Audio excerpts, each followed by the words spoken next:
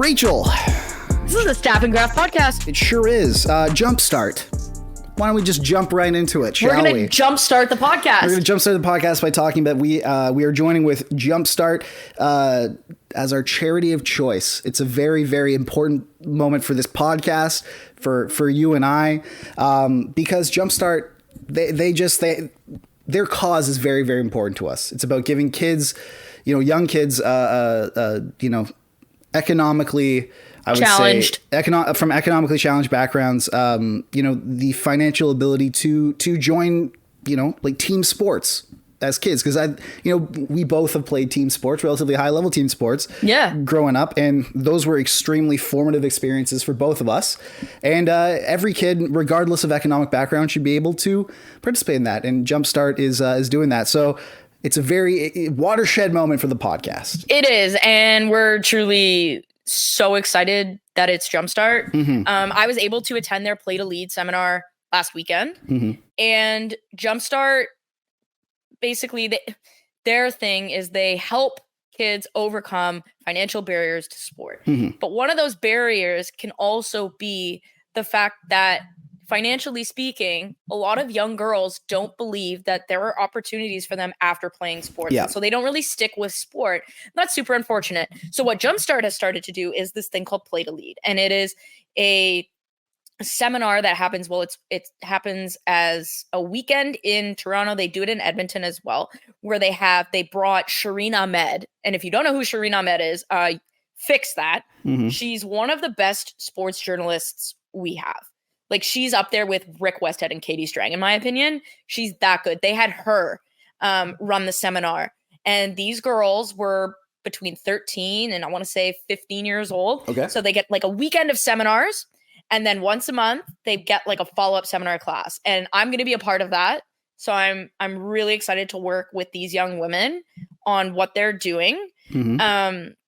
But yeah, giving kids the opportunity to play sports, it is the most heartbreaking thing for me when I see a kid who isn't able to play sports and have the opportunity to learn things like teamwork and accountability, showing up on time, preparedness, like all of those things, because they come from an economically challenged background. And one of the challenges we have, especially where we live in Toronto, is there are a lot of racialized kids that just either don't have the opportunity to play or don't want to play because the environment is not safe for them.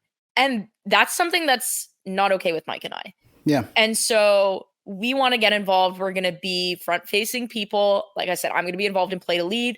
We're probably going to do some like video stuff with them. Mike's going to write some stuff with them. Mm-hmm. Like, there's going to be a lot going on, but we're really excited that Jumpstart is our charity of choice. Any other charity? Get out of here. We're a Jumpstart podcast. We are. Yeah, I'm just kidding. We love other charities, but Jumpstart, I mean, it's one that really, like, it matters to us because we got to play. Yes. I mean, I was a national gymnast, an elite hockey player. Like, you were an elite hockey player. Like, elite generational, some would even say. We got to do things. Like, I'm sure our hockey sticks did not cost $10. Dude, I remember having to, being the gear nerd that I am, I remember saving up because my birthday present every year would be like a hockey stick that like my parents would help pay like they would chip in like $100 for it, but they were like $300, like top of the line sticks. Yeah. And I'd save up like all year basically just to afford that. Exactly. And it's crazy. Hockey equipment has gotten more expensive. And that's something that Mike and I have talked about at length on this podcast. It's is that crazy. Hockey is just straight up not accessible. And so when you have people like Sidney Crosby, who every year they donate gear, and you have Connor McDavid and Jonathan Taves working with Jumpstart, we want to be part of the change that makes sport more affordable, but especially hockey, because that's the sport that we're most intimately involved in. And so to be involved with Jumpstart for us is really, really exciting. There's a link to donate in the show notes. There's a link to donate in the bio of our Instagram, and we're gonna have some live events where we're gonna have some pretty cool prizes, and we're gonna be upfront in saying that the proceeds from our live events are going to Jumpstart. We're not making money. We're not hosting live events so that Mike and I can fill our pockets. We are gonna host live events to get everyone together so that we can raise money for kids that otherwise would not be able to participate in sport. Yeah, absolutely. Another thing before we jump in is I am participating in the Easter Seals Eric Lindros Celebrity Hockey Classic this year again. I'm on Rachel's Raiders, which Steve Dangle has called the Avengers together again. So should I make a coaching appearance? I think you should, but I think that if you try and coach me while I'm playing hockey, I will scream at you. When I say coaching appearance, I'm going to stand there and probably drink a Coca-Cola on the bench. You know what? That's great. I think that's all we need. The extent of the coaching. What's great about this year is all the years before, you would have a draft party. Ooh. Like at the start. So the team that raises the most amount of money gets to draft whatever alumni they get the first overall pick. So they get to draft Eric Lindros. Well, we drafted Ray Bourque last year. Oh. So we had Ray Bourque chilling in our I was getting saucer. I was on a defense pair with Ray Bourque last year. So you're Cale Makar playing with some dude. Like that's basically what you were. Here, let me tell you how good Ray Bourque still is. Keep in mind, this is a draft party. People get, we have our fun. There's fun had. And it all goes to a good cause. By the end of this event, you raise $500,000. Incredible. That's also, by the way, for kids that otherwise wouldn't have accessibility to different things like sport camps because of families. Because of things that are out of their control, such as disabilities, or getting wheelchairs, for example. Wheelchairs, things like that. The two charities we've discussed. Jumpstart is the one that we're partnered with, but yeah, our friend Steve Dangle is somebody who's directly. His sister has cerebral palsy and I believe in autism as well. And even just something as trivial as getting a wheelchair to go around in is terrible. Like wheelchairs cost so much money. Easter Seals helps that out. When you have a obviously a disadvantaged child, it's tough for the family to get together and do anything. It's impossible to bring someone to the beach or something. Easter Seals helps with that, so it's really important. But you have your draft party, it all goes to a great cause, and then the next day, starting at 9 a.m., you play 3 hockey games in one day. So it was and keep in mind with my knee and everything, so I was going full force on that too. By the end of it was terrible. But Ray Bourque, who he had his fun as well. He's also 60. He's also 60, 65, whatever. Yeah. He was feathering backhand saucer passes off his back foot. Up the legitimately the Erik Karlsson to Mike Hoffman alley-oop pass. He was pulling the greatest pass of the decade. He was pulling those passes off, hung over in his 60s with his skates half tied. It was incredible. But yeah, this year's team has me, Steve Dangle, Ian Tulloch, Scott Wheeler, James Myrtle, the list, Adam Wilde, Jesse Blake. I was going to say, I want for the record, I would play if the doctor would allow it. And even I'm pushing it with my knee, and thankfully they changed the rules this year where we're only playing 2 games instead of 3. Okay. Because by that third game, half our team had left. DED. By that third game, half our team had left because they had kids and they had to go pick them up from school or something. Myrtle left after the second game, so it was we legitimately had 6 people, and Ray Bourque was just wheeling around. Oh my god! We had 6 people, and it's our third game of the day, and I'm already at 50% with the bottom half of my body because of my knee. So we were just dead. We were dead. So you mean to tell me that Ray Bourque on the third game of the day? He was still the best player on the ice because Ray Bourque, as a grandfather, because he knows how to be economical. He knows how to play as good as possible without moving as much. Oh, he's Ray Bourque. He's got the skills. Unreal. And what was great is we got to hear a lot of behind the scenes stories. Which was great. But so Rachel's Raiders, I will obviously be tweeting out the donation link a ton. So if you were able, donate $5, $2, whatever. It all goes to a great cause because we want to raise the most amount of money and we want to draft a great alumni and we want to, basically make it that everyone has a great time. Basically, Mike and I are about raising money for people that lead less privileged lives than us. Yes. Because we're in a situation where we get to live pretty privileged lives. Yes. Right? The level of discrimination or barriers that we face compared to racialized folks, people in economically disadvantaged families, it doesn't even touch that. And as a straight white man in hockey, I'm really disadvantaged. So how dare you? Yeah. So clearly it's. But using your platform, something that specifically like my grandfather has always said is, if you have the power to uplift other people and make their lives better, you have a responsibility. So Spider-Man also said that. That is literally the famous with great power comes great responsibility. There you go.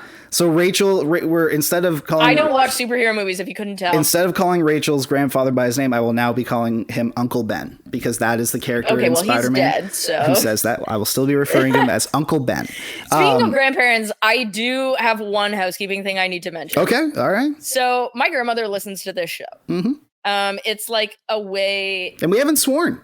No, because I got in a lot of trouble for swearing, which is how I found out she listened. If anyone was getting in trouble for swearing, it would be me. Okay. So I'm glad that she doesn't think that I'm a terrible influence. The reason we're talking about my grandmother is it is my grandmother's birthday today, and she's going to see this. She's going to watch it. So I love to wish her a happy birthday. We're going to have a little cake tonight. Where I'm your biggest fan. So yeah, happy birthday. We love you, Grandma. We really do. I can't wait to have cake tonight. Honestly, I'm eating half of it. Oh, of course. But okay, Rachel, it's the spookiest time of the year, and I'm not talking about tax time.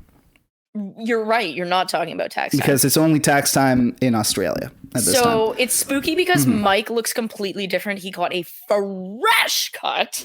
And I only was able to do that because Rachel was stuck in traffic today. So and I have bullied him into getting a haircut. Everyone in my life has bullied me into a haircut. And I want to tell you, it was out of sheer laziness. And sheer not caring about how I lookness, but apparently I have to do that now that we're on camera. So there we are. Mike's not allowed to show up looking like the paper bag princess anymore. Yeah, which was a great Halloween costume of people from my past. Anyway, it's Halloween season, obviously, Rachel. So why don't we just shoot the breeze about Halloween? Let's have some fun. I don't know about you, but I don't go trick or treating anymore. Okay, we need to have a talk about trick or treating etiquette. Okay, give me your trick-or-treating etiquette then. The only acceptable thing at our age, basically above the age of 18. Really, if you're out of high school. You're not allowed to go trick-or-treating when you're in high school. No. Well, no, if you're taking your 5-year-old sibling trick-or-treating. Yes, I could still, if I will be getting candy. If my booty is out there taking my gremlin goblin of a brother trick-or-treating, I too am getting candy. I think I think it ends when you go to middle school. Grade 6 is the last time you can go trick-or-treating. Nah. Middle school, you're 13. You're a whole human being, man. No, but you don't get to show up to somebody's house and if you have facial hair and you show up to somebody trick-or-treat, I was able to grow a mustache when I was 12. I'm not showing up to someone. I'm not showing up to someone because middle school is one of those areas where half the kids look like toddlers and half the kids have so to if you look young shave like every me, other day. Yeah. I'm going trick-or-treating, man. I went trick-or-treating till I was in but the thing is, I lived in a different neighborhood where we actually had not a homeowners association. But neighborhood watch. We had a neighborhood watch. And the thing was, if you dressed up, so the kids, children. Yes. And you know what I mean? School age, young kids, they got to go out. The youth. Nobody in high school basically was allowed to go out before 9:00. So it gave people the opportunity to turn their lights off if they didn't want to participate or whatever. And if you wanted to participate, at least at that point, you knew everyone was a high school kid, so you could have some fun. And you had to have a legit costume. You had to put effort into your you can't be you can't put on a garbage bag and be I'm a ghost. I'm a garbage guy. You can't go and do that. Yeah. No, somebody, I'll never forget one year. The guy who lived 5 or 6 houses down from me, out of oh crap, I don't know what the English word is. What is the colored construction paper that's huge? Bristol board. Oh, there you go. Bristol board. I'm glad you got there on your own. I didn't know what you were trying to describe. That was really bad. So the kid that was 5 or 6 houses down, he was in grade 10, was super into DIY stuff. He made himself out of Bristol board a full-blown hammer, like the tool. Okay. And it was like 4 feet long, like full-blown effort, taped it, paper machéed it, and dressed up as the handle. And like this kid got so much candy because when he went to like all the houses, all the dads saw the effort and they were like, heck yeah, dude. So if you're going to put like 3 days worth of effort into your costume, I'll give you candy. So like that kind of thing. Or like for me, when I was in grade 9, my brothers and sisters were 8. It's true. So it's like my parents are not taking them out trick-or-treating. And I look like a complete loser if I don't go out in a costume as someone who, let's face it, I still look like I'm 16. Yes. So you can get away with it. There is someone that just came down in my peripheral vision in our window and I almost peed myself. He is chilling right there. Anyways, that was a quick distraction. Yeah. My heart attack was just captured on camera. But anyways, I think if you're going out with like your godson or whatever and you're in high school, by all means, you could trick or treat, but leave the candy for the kids. And also, I know there are children that listen to this podcast. I hope there aren't, but okay. If you see a bowl that says, please take one and go, and you empty that thing into your bag, you suck. Don't listen to her. Don't fight the system. Take it all. Take it all for yourself. It's a dog-eat-dog world. Don't let the patriarchy tell you what to do. Take all the candy. As Taylor Swift says, screw the patriarchy. Yeah, exactly. Okay, so yeah, that's trick-or-treating etiquette. I think that's good trick-or-treating etiquette. Rachel, I want to know what your favorite costume was when you were a kid. Dang. That's what I want to know. Okay. Because you did post a picture of you in a princess costume to, I think, like your burner account or whatever. Or like your Finsta, if you want to call it. My Finsta. So I saw that. And my private account that people can't publicly harass me on. Exactly. That was very adorable. But what were some else? So one year I dressed up as, like, my dad was taking me because my mom was on business. So my dad's a big bald dude. So we dressed up as Dr. Evil and Mini-Me. Oh, that's amazing. That's amazing. And I had like the skull cap, like the bald skull cap and everything. And I was Mini-Me's height at the time. I think I was like 6 years old. So that was one. And then you're still Mini-Me's. Be quiet. That is so mean. Oh my God. No, you're a good height, Rachel. That is so mean. I couldn't resist. I'm so sorry. I couldn't resist. Says the guy that is 5'11" cosplaying as 6 feet. 5'10" and a half. Okay. Yeah, I am cosplaying as 6 feet in NHL 24. You're right. So, but then another year, my grandmother helped me make a SpongeBob costume. Like, she sewed it. She sewed me a SpongeBob costume. That's incredible. And it was so cool. It was warm because that year Halloween it was like -3 outside. Oh, dude, freezing. It was always, dude. Canadian people don't understand this about Canadian Halloweens. There's snow on the ground. You go out and like it's your costume, but your parents would make you wear your coat over it. So like it defeated like one year. It was BS. One year I went as because like I couldn't make a Batman costume because there's the cowl and everything. So I went as Robin instead because all you need is like a sleep mask that you cut holes in basically for the mask and that's it. But like Robin, and this was like the only costume I could find of Robin was when he had the really short shorts. Oh my God. So I was going out in basically booty shorts like as a kid, but like the Robin like 1960s. Booty cheeks out. Exactly. Like my full cheeks were out and everything. And I was so proud of the costume because I'd like really put a lot of work into it. But like I couldn't just go out as Robin. I had to go out as Robin wearing a jacket. Like cold Robin. Like Robin cold. But one of my favorites, and I pulled up the picture that I have here, and we'll tweet it out. Yeah, is I went as a bunny as a child. He's so cute. So that was me as a little little bunny. Yeah. He's a freaking petunia. Yeah, so that was me as a bunny. We'll tweet it out, which is great. Another one was, and this was. My parents dressed me up as, I think, a pumpkin. Of course. When I was like when you don't have any say over it, so you just like when you're a toddler, like you're basically a fetus, and they like dress you up. Yeah, I was a spider, I think. When I was my parent, like I was in like a little black onesie. And my parents taped a bunch of like legs on me. Oh, but they better like. Okay, now I see people, they're like full on Zambonis and they're like pulling them in a wagon that's like dressed as Zamboni. It's like, okay, that's way too much effort. Like, I respect it, but that's way too much. The best one that I saw, like Steve Dangle sent his in the group chat the other day, and like his wife dressed up Leo, his son, as a Toronto man's. Oh. And apparently, because they had to go to like the mall, so he's like, we were just walking around the mall and taught him how to say "Wagwan Shorty" like to everyone. But he looked like that. It was great. Oh my God, Steven SL. But this is the most on brand Halloween costume I've ever had, I think. And this says a lot about me as a person, basically. Is that this was grade 7, I think, right? So keep in mind, this was when Mike was playing hockey with my ex-boyfriend. Yeah, no. I was playing hockey with ex-boyfriend in grade 9. So this is 2 years before that. You being being in bed with a philanderer.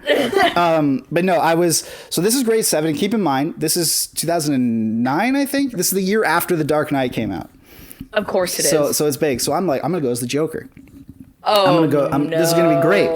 Little did I know that at that point, people are starting to develop, like feelings for girls and whatnot, and vice versa. And you're not, apparently. And I'm like, no, I'm going as the Joker. So I did the full face paint, like everything.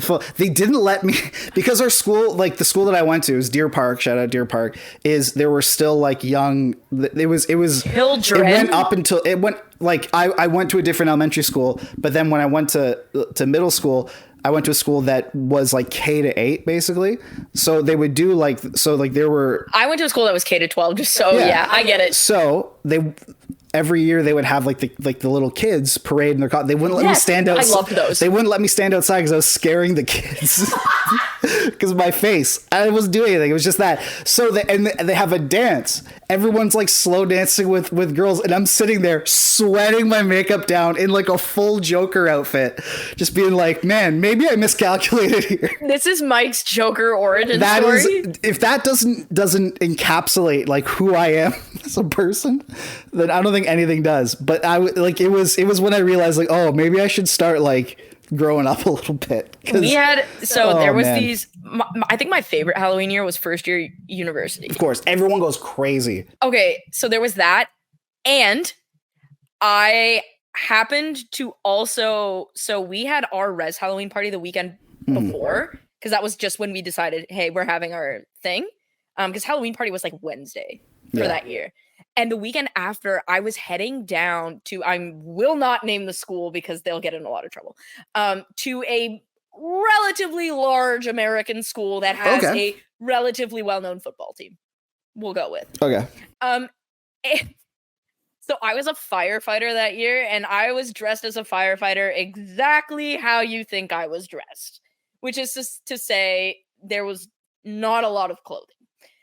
And at both weekends, for whatever reason, so there were 2 really good-looking dudes on my floor in res, and they dressed up as the Chippendales. Oh, terrific. And I have a picture of me with them, and the running joke on the floor for the rest of the year was we need a firefighter to put out the Chippendales because they were that good-looking. And I wasn't the only firefighter. Our entire, apartment went as firefighters. So it was kind of like this running joke between the 2 apartments. But then when I went down to the States, things got so out of hand that I was like, man, I don't know if Halloween's for me anymore. They do things at American colleges that shouldn't be considered normal behavior in society. Straight up, just unbelievable. I saw people dressed as haunted cheerleaders, and I was just like, have you seen Mean Girls, the movie? Basically, Halloween is exactly what they say it is. I know, I love it. It's an excuse for every girl to dress up like a complete you-know-what and wear some either bunny ears, mouse ears, devil ears. And I salute you for it. So this year, I've decided I have to take someone out for trick-or-treating. Mm-hmm. And the little child has asked me if I will dress up. So what are you doing? What are you dressing up as? I have to not be Mean Girls Halloween. So well, yeah. I am going as Elmo. Incredible. I have a full onesie. Incredible. I couldn't decide. I don't know what this says about me. What's the child going as? I don't know. Oh, I thought it would have been like a tandem, because he's like, oh, you got to dress up. So I do have a backup because I believe he's going as Buzz Lightyear. Oh, so you go as Woody. And Buzz Lightyear, if anyone doesn't know, Buzz Lightyear is my favorite like Disney character. Yeah. I have a Buzz Lightyear backpack still. Like, I kept it. Mm-hmm. So if he does go as Buzz Lightyear, I do have a Woody costume planned. But if he doesn't go as Buzz Lightyear, I'm just going as Elmo. Because, like, I forgot to ask my friend, who is the father, what he's going as. Oopsie. Sorry. Yeah, but I don't know. Like, I think I won't dress up like that because it's supposed to be cold. Well, it's cold right now, and Halloween is tomorrow. I almost got blown over by the wind this morning. I was pissed. Yeah. I had to rake leaves off my car. By the way, somebody hit my car and just left. That happens, so that man. Fun. That happens. If you do that, jail. There were a couple of good NHL. We might as well start talking about hockey at this point. We're half an hour into the show. There were a couple of good Halloween hockey costumes. Like, obviously, Jesse Puljujarvi, who's not signed to a team, but him going as Ice Spice was just mwah. With Pete Davidson? Yeah. And they recreated, oh my God. He kills Halloween every year. He does. Remember when he was like Nemo and Darla one year? Yeah. Remarkable. A lot of people went as, like Taylor Swift and Travis Kelce. Connor Hellebuck killed that costume. Yeah. Because he actually looks like Travis Kelce, just with darker hair. The fact that, and there were a lot of like Kens and Barbies and whatnot. The Bruins. But the Bruins all going as different variations of Ken was phenomenal. I want to dislike the Bruins so bad, but goodness gracious, they are so likable. Specifically Brad Marchand being like the ringleader came out of like all of that. 12 out of 10. And we got to shout out the Bruins TikTok. The Bruins TikTok. They do it right, man. Like, it just kind of dispels the whole, oh, we're an original 6 team. We have to be fun. We have to be stoic. We have to be prim and proper. No, they're like doing like Family Guy lip syncs on TikTok and whatnot. It's phenomenal. And Jakub Lauko. Oh, he's amazing. They're not allowed to send him to the minors because he's too good for TikTok. He's their like remember when the NHL hired that TikTok influencer Josh Richards, like the biggest cringe e-boy, whatever. Why didn't they already had Jakub Lauko? Like, why did they just use Jakub Lauko? And Sweet Annie O'Donnell hired Sweet Annie. She kills it on TikTok, and all her stuff is like NHL content. Like, she's honestly so funny. She's phenomenal, man. She kills me. She's so funny. Yeah. What other costumes did we have? Oh, Jack Eichel. I wanted to shout him out. Okay. Jack Eichel hosted Best Buddies Nevada at Golden Knights practice, and only they were allowed. And then after practice, him, Mark Stone, and Jonathan Marchessault dressed up full costumes and had like a full Halloween party with the kids from Best Buddies, who is a charity that gives opportunities to kids with intellectual disabilities, and made a massive donation to Best Buddies Nevada. So not only did he make those kids' days, he also had like a charitable donation side of it too. And so kudos to him for going like full send. It's exactly what like Zdeno Chara and Patrice Bergeron used to do in Boston. I love seeing that is continuing, even though those two players who are known for this are no longer in the league. Like, I think that's absolutely fantastic. So I wanted to give kudos to Eichel and Stone and Marchessault for doing that. But yeah, there was like a bunch of people going out as Justin Bieber and Taylor Swift. Yeah. Or Justin Bieber and Hailey Bieber, yeah. Which works because pretty much every hockey wag is a blonde. So Travis Kelce and Taylor Swift and Justin and Hailey Bieber work perfectly. Like it's the easiest couple costume because all you have to do is get your girlfriend to look super hot, and you dress in like a full sweatsuit with a trucker hat on. Which is how you dress usually anyways. No, but like that's what Justin Bieber does. Hailey Bieber will come out in like a full gown or whatever, and he'll be like wearing like shorts over his pants with like a backwards hat. She's literally wearing Alexander McQueen in one photo, because I was like, wait a minute.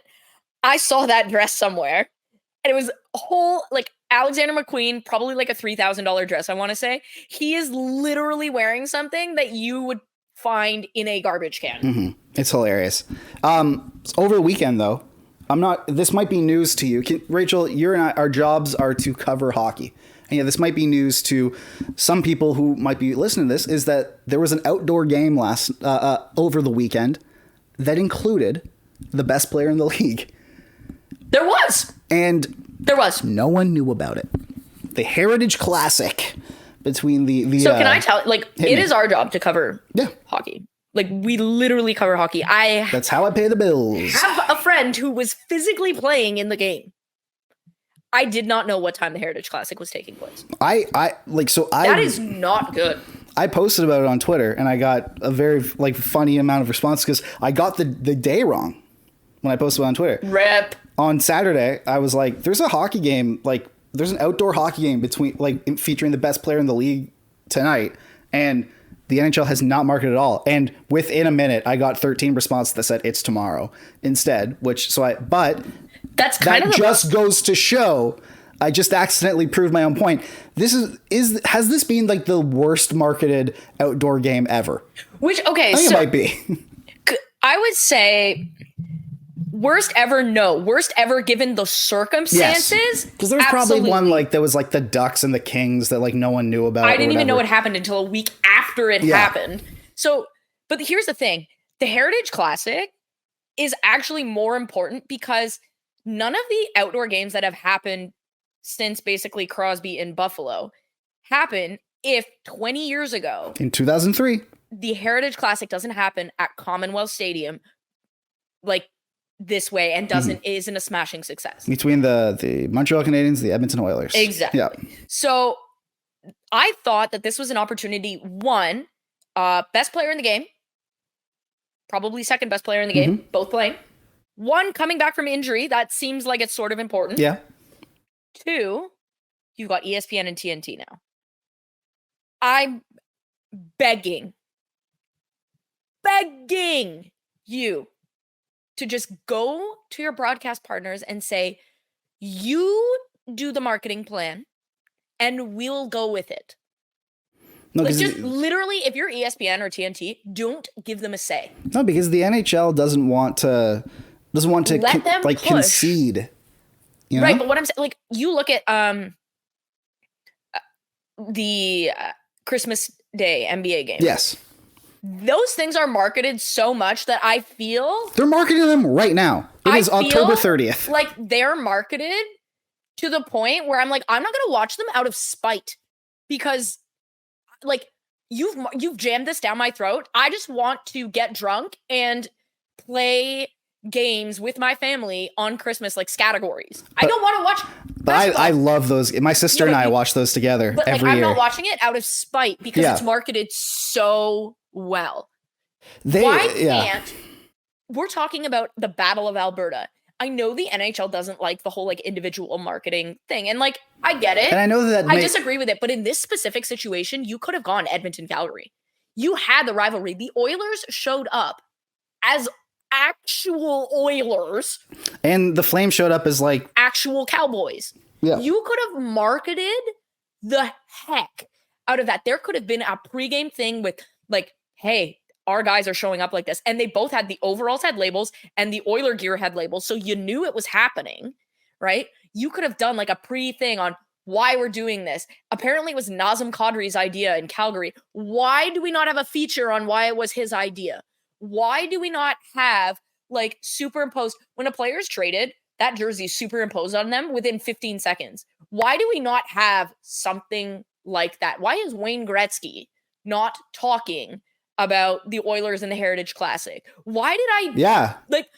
Paul Coffey gave one of the most fantastic hockey interviews I've seen in a very, very long time in terms of insight and openness, things like that. He gave one of the best interviews I've seen in a long time.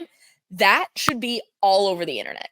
It was Charles Barkley, I didn't know it was happening. Incredible level of insight. Which, by the way, shout out Charles Barkley for calling out Adam Silver on national television to his face. The thing about this Ron is McLean used to do that, by the way. Yeah, he did. Now he's a coward. But anyway, what shocks me here is the NHL. The one tweet that I saw about this, that was not in the week leading up, didn't even include the day or the time this was happening. Or it didn't even include the day. Like, there was a tweet that was like a week and a half ago that the NHL official account announced. It was like, all right, we got the Heritage Classes coming up. Make sure to tune into TNT at 7 p.m. And I'm like, so do you want me to just tune into TNT every night at 7 p.m. for the next 2 weeks until I eventually just stumble upon the day that it happens? And all the replies were like, what? When is it? Like, what day? And they weren't. It's like, read your social feeds, people. I understand that maybe like the Battle of Alberta might not play that well in the States. But Connor McDavid does. But like Connor McDavid, like, you have the best. If LeBron, this is on the same level as like if LeBron James was playing in like a Christmas Day game. The NBA markets the crap out of that. It's literally annoying. Like when Patrick Mahomes is going to play in, or like when Tom Brady was in the league, when he was going to play in any sort of like Sunday night game or Monday night game. Or whatever. Are you kidding? We're getting Bills Bengals for the first time this weekend. Yeah. Since DeMar Hamlin had a whole ass cardiac arrest on the field, we are getting this game. I already know where it is, when it is, what they're going to be talking about, what features they're going to be running, and what channel it's going to be on. Like, I could tell you everything. In fact, I could tell you what the big games are from 9 a.m. because there's a 9 a.m. game in Germany. Featuring the Chiefs. It's in Frankfurt. Mm-hmm. I literally had to put like a Canadian, like I had to take out the German side of that. I had to think about how I was going to say that. And we are playing the American football. So 9 a.m. There's that one. There's a sick 1 p.m. game, I believe, between the Ravens and someone else. Then there's the Cowboys-Eagles game at 4. Mm-hmm. And then you have the Bengals-Bills at 8. I will be watching football all day for 15 hours on Sunday, provided I don't spontaneously fly to Germany. It's I just don't understand why you couldn't have marketed this any better. It at least should have been relevant it at least should have shown up on some sort of cultural radar. Yeah, like when the NHL made Pop Crave for Pride Tape, but not for the Heritage Classic, that's bad. That's bad. Like, I know we say all publicity is good publicity. It's not. That was not. Like when last year when Vancouver showed up in Forbes for how poorly they were managing Bruce, that's not the type of publicity that you want. Now, there was an actual game that was played. The Edmonton Oilers ended up taking that. They smashed the Flames. Yeah, we need to have a conversation with the Flames, I think. Do we? I think so. Okay. I think this will be our last conversation. Are they broken? I think they're busted. I know it's obviously early. And then we're going to talk about Halloween candy. Yes, to end off the show. We have some fun stuff. But this is, I mean, the Flames are just a broken. Look, they have a new coach. They have, it was supposed to be sort of like a rebirth for them, a new beginning, and yet after the disaster of last season, and yet here we are, man, and they are struggling. They might be one of the most capped up teams out there. I don't know what the future lies or what the future is for the Calgary Flames. Yeah, so I ran my model quickly. So expected goals wise at even strength, they're actually at 51%. So they're not getting bashed, right? Whereas like some other teams, like if we look at it, it's kind of starting to even out. So like some teams I'm kind of concerned about, right? The Tampa Bay Lightning are still below 45%. That's not good, right? The Ottawa Senators below 48%. Not good. Minnesota, also very low. Vancouver, 46%. Like, these are teams, specifically as it pertains to Tampa, Minnesota, Vancouver, and Ottawa, have playoff expectations. You cannot be getting caved in like this, right? Whereas Calgary is at least, now they've leveled off in terms of that side of it. I'm going to check their PDO. But I think it's concerning from, like, I went and I watched the Heritage Classic this morning as I was getting out of bed. I did not watch it last night because football was on.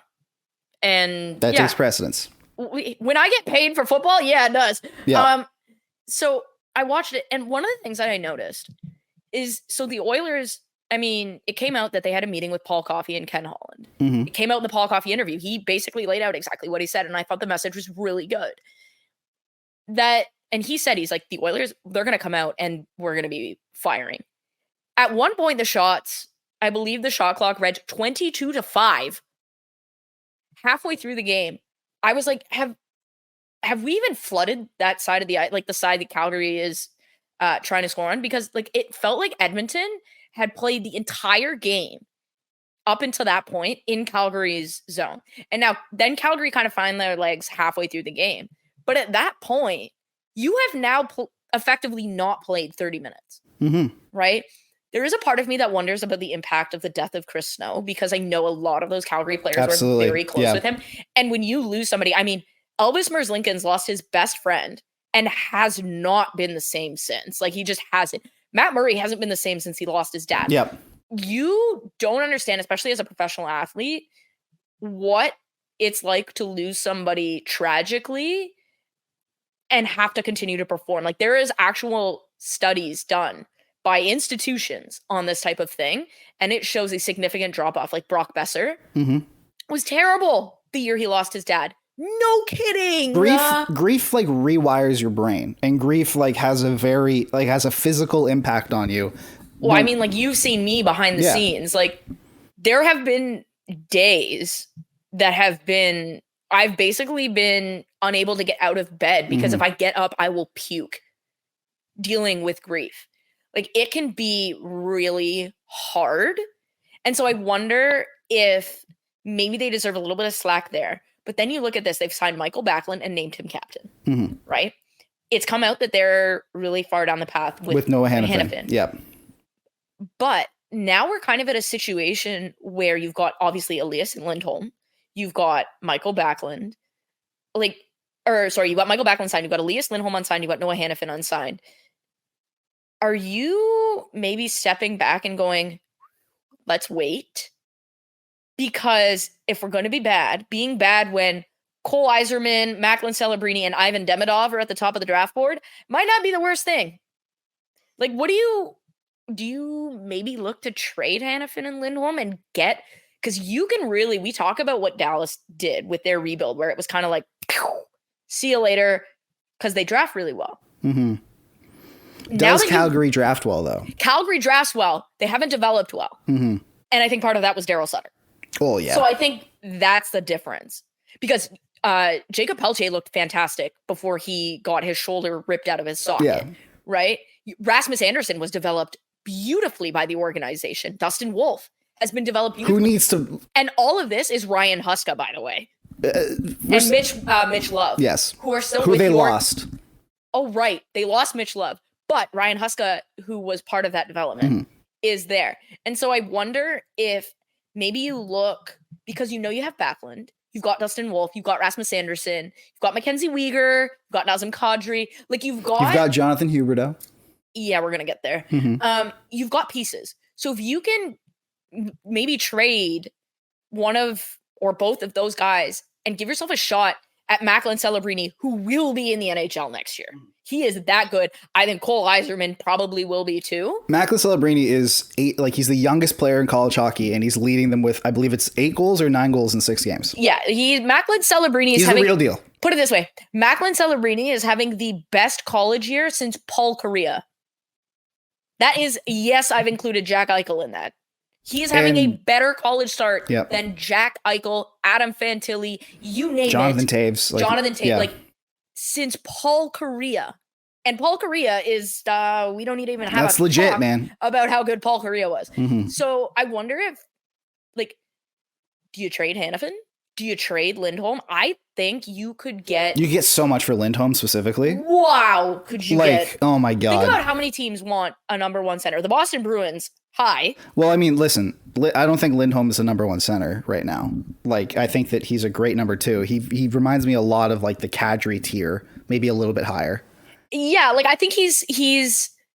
I think if you pair him with somebody who is of equal caliber, then you've got like a 1-2 punch that you can manage. I would say a number one center is someone who you don't have to like worry about pairing them with someone, like When you're talking offensive two-way, I think Lindholm. He'd be perfect for what Boston's trying to do. That's exactly kind of where I was going. Like he'd be the perfect Boston trade target. He would also be perfect for a team like the Islanders who have like Horvat and Nelson, right? Maybe that allows you to kind of maneuver that a little bit. A team like the Canucks who have Elias Pettersson, putting Lindholm below Elias Pettersson and then moving Miller to the wing. Well, we don't know how much longer they're going to have Elias Pettersson.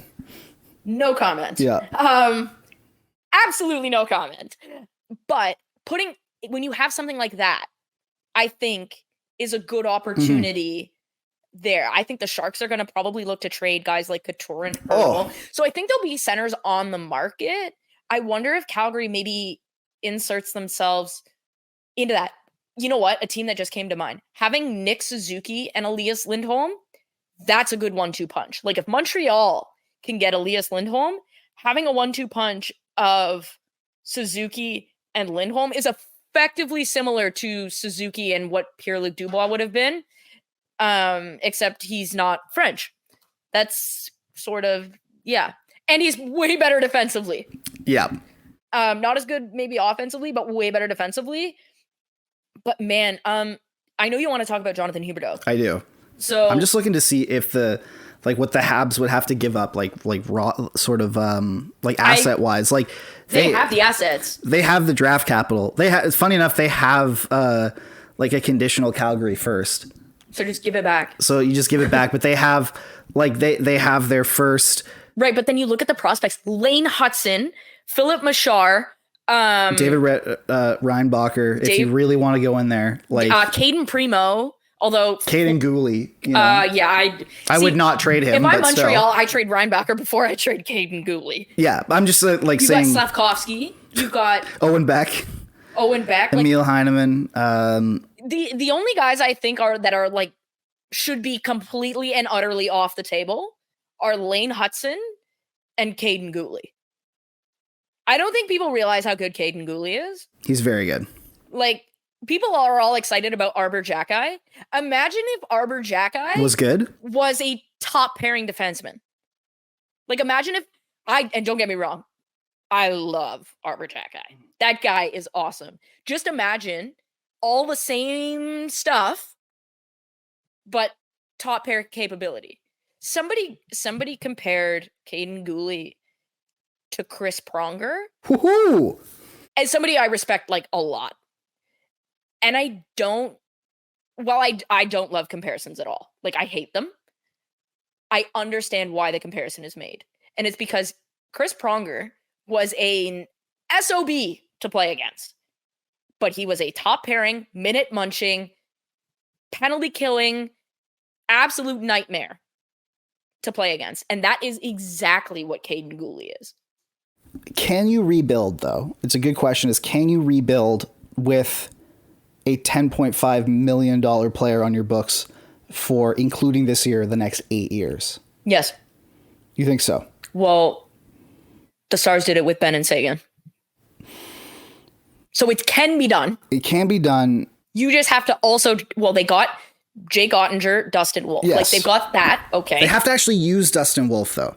Like, right. like that's but the what thing. I'm saying is they have pieces, right? Yeah. Rasmus Anderson is not Miro Heiskanen. But that's a top pairing defenseman. Mackenzie Weegar is a great defenseman. Like, you have a top pair. Yeah. Effectively, your goaltending, play Dustin Wolf. Thank you so much. Mm-hmm. Your forwards need to get it all the way together. So if you are trading Noah Hannafin and Elias Lindholm, you are asking for first-round draft picks and young players in return, which is why I brought up Montreal. Because they have those. Juraj Slavkovsky, Kirby Dach. Heck, like... Slavkovsky, in terms of, like, underlying numbers, is one of, if not the lowest rated forward in the NHL this year. Like, I'm not sure how much trade value that guy even has. Yeah, but I wonder if a change of scenery... Already? Yeah. Like a change of scenery? The guy's been there less than 2 years. No, but the problem you have is he should not have been drafted there to begin with. Right? So I think they put him behind the 8 ball. It's Montreal. Yeah. Are not known to have the most patient fan base. right? It's brutal, man. I feel bad for him. Absolutely. He was put in a bad spot. This is not an indictment of him. And you know what else though is because it would have been either him or Shane Wright. Shane Wright would have been would have been completely messed up by them as well. Oh yeah. Because look what he's currently going through. Like I think he's properly playing in the AHL where he belongs. Exactly. But like he got rushed in the NHL, played like no time at all. He played for like 4 different teams last year. You know, like it was, you know, and then goes to training camp and plays in the AHL again, like all that kind of stuff. But imagine if he had to go through that in Montreal. Yeah, no. Yeah. Like I definitely feel bad for Slavkovsky, but like this is a first overall pick. Are we about to say that the Arizona, actually, no, they're not getting any credit because Cooley just played at Minnesota. They didn't do anything. But he's really good though. Like that's the thing. It's just, it boggles my mind that like they had an opportunity to draft first overall in Montreal. Both of us were there as well. And we heard the reaction when that pick went. They were pissed. As they should be. I remember the guy in front of me that had the Shane Wright jersey actively said, like, I'll never forget it. He said, I don't care that we missed out on Shane Wright, but if Logan Cooley is better than Slavkovsky, I'm going to lose my mind. Well, that guy's in an institution right now. Just put that way. I hope he's doing well. I just remember because we joked about it in the Canucks suite. The entire analytics department was sitting there when the guy said that, and we laughed because we were like, "Oh man, but that guy has a point." I remember it was great. It would have been great to capture on film because I remember that entire weekend. This is when Stephen Ellis was still there, and it was me, Ryan Kennedy, and Stephen Ellis traveling there, covering whatever. The entire weekend, Stephen Ellis kept saying, "There's no way they don't pick Shane Wright." Like with a confidence and sincerity of him being like the sun's gonna come out tomorrow. Yeah, like it was like, and for like to see his reaction was remarkable.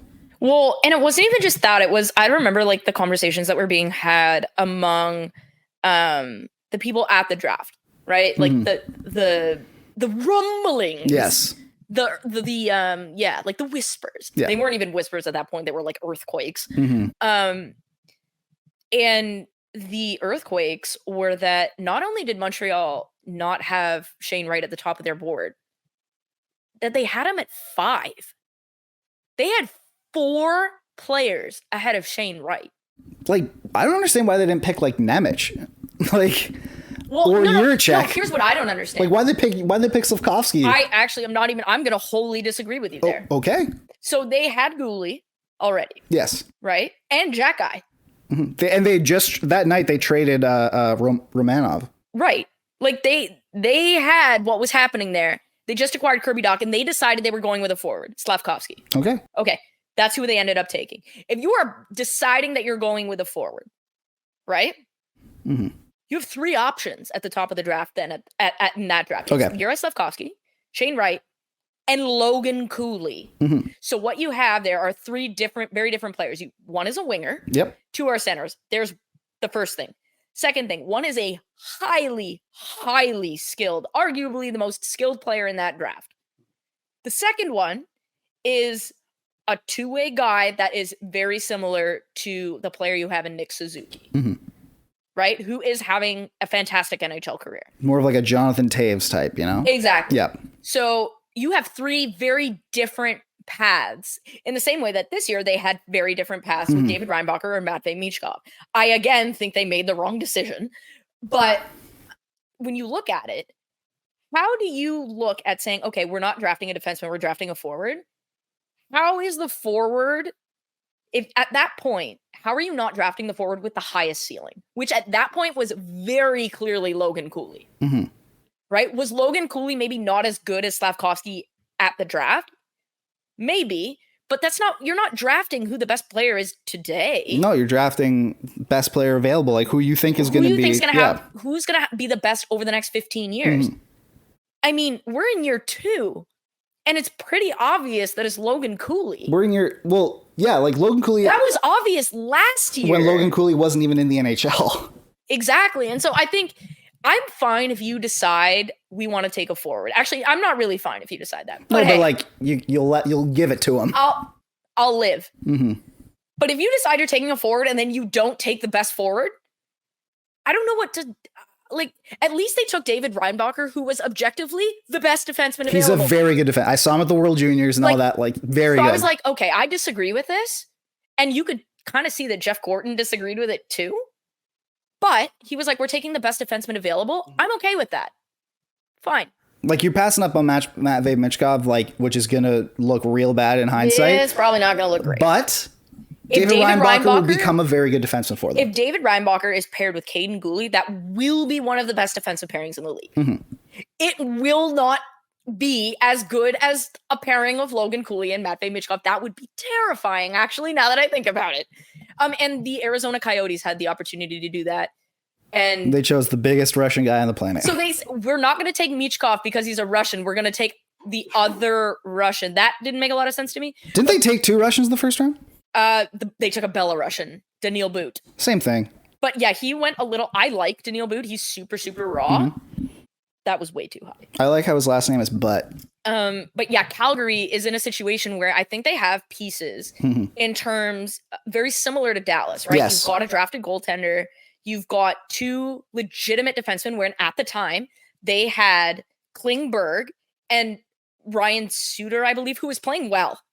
Like, he was fine, but they knew he was kind of going to go out, right? By the time whatever defenseman they get is drafted, probably Mackenzie Weegar is going to be too old. So it kind of fits that situation, right? In the same way that, like, by the time Calgary's ready to contend, Jacob Markstrom's going to be gone. It'll be Dustin Wolf. Absolutely. Right? So now you need to focus on forwards. And, okay, you have an opportunity to trade 2 guys to kind of speed up that rebuild and get them in because you've got Matthew Coronado playing in the lineup, right? Jacob Pelche is going to come back. They drafted Samuel Honzek, who I think is going to be absolutely fantastic for them, right? But none of those players are the caliber of player you need. None of those players are a Jason Robertson, a Miro Heiskanen, or a Rupa Hintz. None of them. They're not. But if you trade Hannafin and Lindholm, you might have the opportunity to A, draft a player of that caliber, if not better, or B, recoup some assets that will help with that situation. I don't think Calgary, I think Craig Conroy is pretty creative. I don't think they're that far away from being able to do what Dallas did. I hope that they pull sort of like a reboot, as you want to call it, or like maybe if it's not a rebuild, then a reboot. But like a reboot, you would hope that you get some value out of these signings that you've made. Like, Mackenzie Weegar's been fine, but I'm talking like, I was gonna say he was like in the conversation for the Norris. I'm talking like Kadri and Huberdeau and specifically. Blake Coleman too. Oh, and Blake Coleman, yeah. But like Huberdeau is making $10.5 million a year. Like, that contract kicked in this year. Right. Whereas, like, I'm not worried about Michael Backlund. Who cares? It's also they were smart. They re-signed him for 2 years. Yeah. That's it. And also, he's earned that money.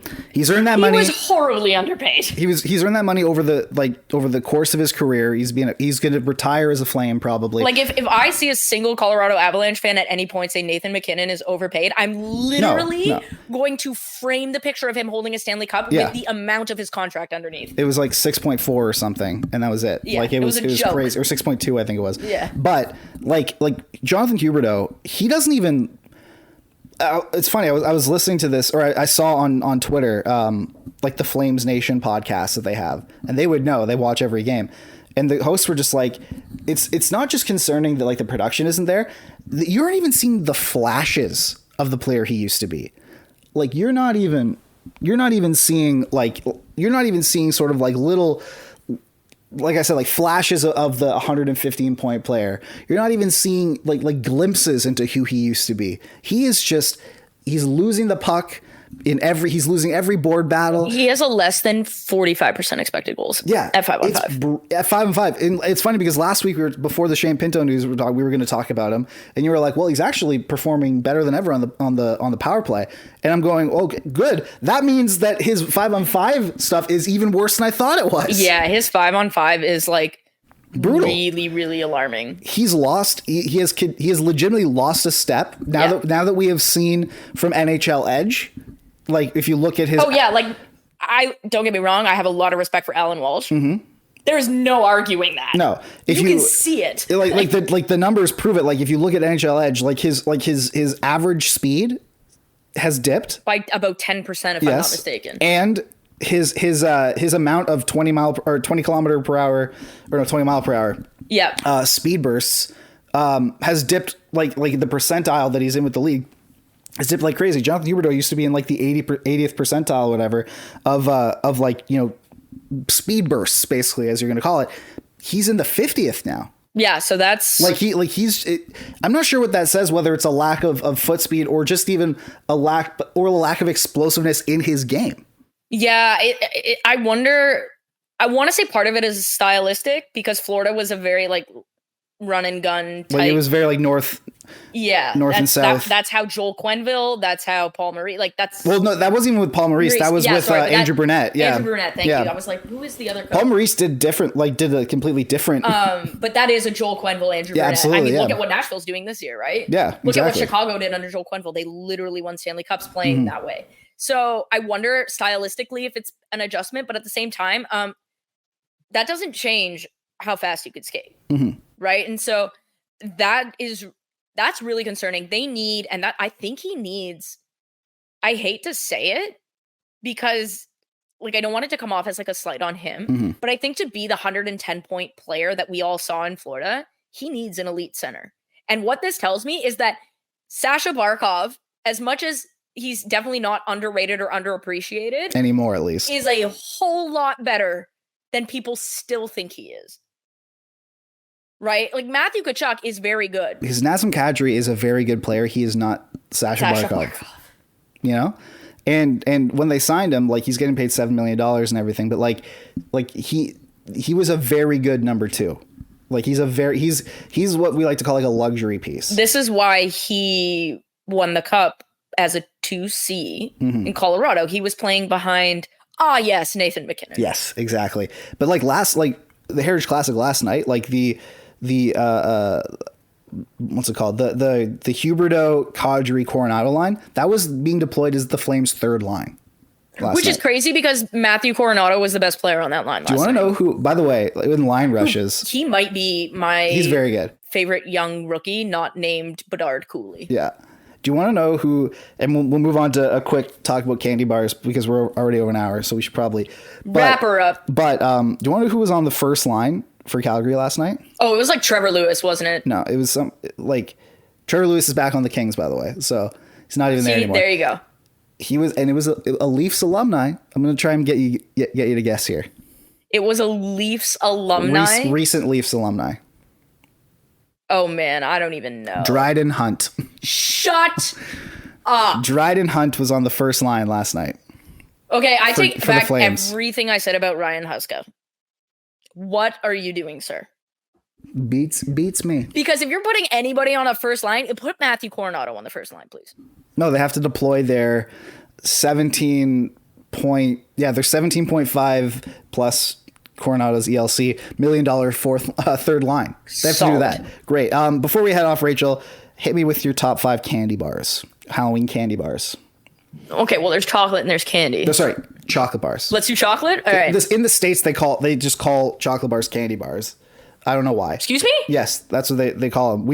It's jail. Chocolate bars is a Canadian type thing. Okay. But anyway, chocolate bars. Because we're going to talk about candy as well. Okay. So chocolate bars. Ooh, okay. I love Twix. Yes. Twix is like classic. The bomb.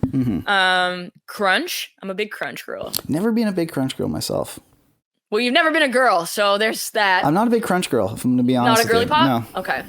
No, I'm girly pop. I'm just not a Crunch girly. That's true. My sister said you're a girly pop, so you're a girly pop. It's the nicest thing anyone's ever said to me. Okay, so I have Twix. I have Crunch. Ooh, Milka. The German. You can't be throwing these German they're chocolates sold in at Canada. Me. Okay, I guess, but like you can't be like, oh, I love the Friedrichshagen. No. But it's only in Germany. I'm like, cool. By the way, do you want to know what you just said was translated to English? What did I say? The fry questions. Really? Like French fry questions. I literally just made 2 German sounding sounds, and that's French it. Fry questions. Hilarious. Okay. So yeah, Milka. A Kinder Country Bar girl. It's just a Kinder chocolate bar. Okay. Oh yeah, I know what you're talking about. Yeah. And Wonder Bar. Wonder Bar's great. Wunderbar. Wunderbar. Yeah. I'm a huge fan of. I love O. Henry. Oh, those are good. Love O. Henry. I love a good caramilk. You know. That was I really like those. I really like those. Snickers. God love Snickers. Mars Bar. I like Mars bars. And then I guess my last one. How do you feel about cookies and cream? I feel like I love cookies and cream. Okay, me too. I feel like it's a hot button situation. I love it. I'm not a big fan of like the crunchy, like unless it's like with peanut butter, like peanuts in it. Like I'm not a huge fan of like the like Crunch, for example. I'm not a huge fan of, or any sort of like hard styrofoamy toffee type thing. Not a huge fan. Okay, of. so you're not a crunchy guy. You're not a crispy crunch guy. No. Coffee Crisp though I like. See, I can't have Coffee Crisp. Do they have real coffee in Coffee Crisp? Hey, good for them, man. That goes to show. We have a window cleaner over here. There is a window cleaning situation That's happening. hilarious. They're cleaning in the rain too, which is very interesting. That's very. Let's do candies. Candies. Oh boy. You go first. I mean, just like OG Skittles. Like you cannot beat OG Skittles. Nerds. I'm not talking about like the nerd balls, which are very good, but like which you have them over there. But like the actual like the packs of Nerds are fantastic. What about like Nerds ropes? Also great. Okay. I like and I'm not sure if they hand them out for Halloween, whatever, but I like the ones that like the gushy ones, like the one like Fruit Gushers. No, Fruit Gushers are different, but I'm talking about like the for example, they'll do like the gummy snacks, like the gummies, but like they have like the juice inside them or something. Yes. Yeah, I'm trying to say it in a very non-sexual way. Okay. I like the ones that erupt in your mouth. Those ones. He likes the Halloween Fruit Gushers, exactly. ladies and gentlemen. And then like hate candy corn. No candy corn in this house. There will be no candy corn on this podcast. I used to like getting like they used to hand out like Hubba Bubba. And I would love that. Yeah. So that's I'm more of a chocolate guy than a candy guy. And then obviously like cherry blasters. I love cherry blasters. Oh. I have like ripped the skin off my tongue because of cherry blasters in the past. And if any house hands out Jawbreakers, love those. Yeah, so I want to shout out my guy Greg. Okay. Greg was my old neighbor. Okay. Shout out Greg. Greg handed every single year.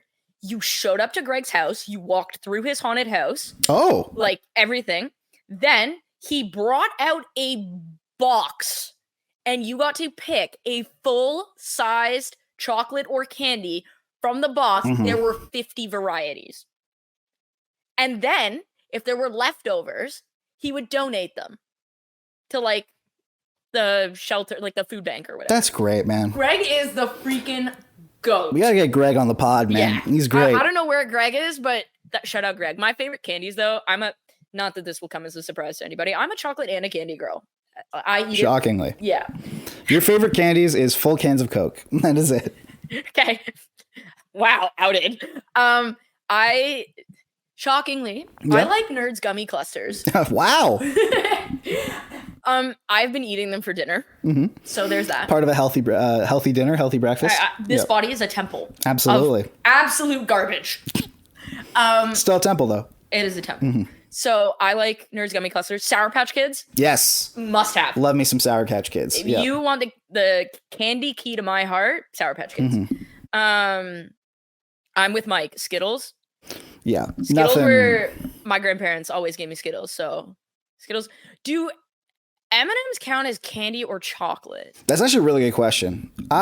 They're in a category of their own? I think so, because they're kind of the hybrid, right? Like they. Okay, so M&Ms are goated. Oh, Reese's. I know. Like I love. My favorite thing is chocolate and peanut butter together. Like that's my favorite candy thing. And Reese's Pieces, they're like goated. Like they're S tier. They are up. Yeah.